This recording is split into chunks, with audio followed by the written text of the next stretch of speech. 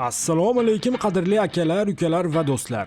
Moziga nazar lavhamizning navbatdagi soniga xush kelibsiz.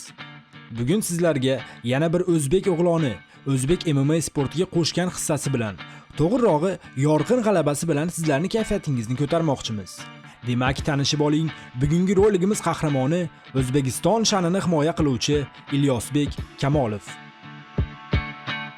Hamyurtimizga qirg'izistonlik Shayib Azizbekov raqiblik qilgan.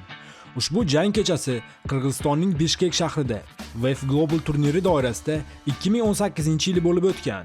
Shayib Azizbekovning yoshi hamyurtimizdan 4 yilga katta. Tana antropometriyasiga kelsak, ikkala jangchilar ham 93 kg vaznda bo'lib, bo'ylarining balandligi 190 cm ni tashkil etadi. Demak, jang referisi jangchilarga qoidalarni yana bir bor eslatib o'tmoqda. Jang boshlandi.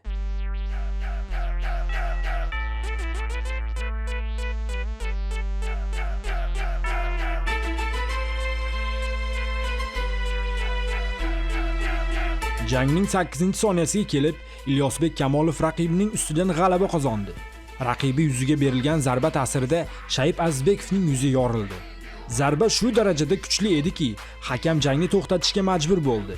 E'tibor bergan bo'lsangiz, dastlab qirg'izistonlik Shayib birinchi bo'lib hujumni boshladi.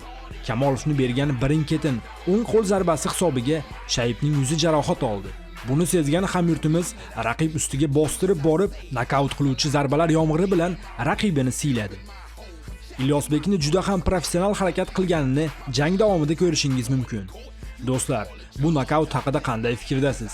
Fikrlaringizni kommentariyada o'qish juda ham qiziqarli bo'ladi. Moziga nazar loyihamizning keyingi sonida qaysi o'zbek jangchisini ko'rishni xohlaysiz? Bu haqida kommentariyada yozib qoldiring. Sizlar bilan har kunlik UFC va boks yangiliklarini birinchilardan bo'lib yetkazib beruvchi Vodiy TV kanali edi. Ko'rganda ko'rishguncha.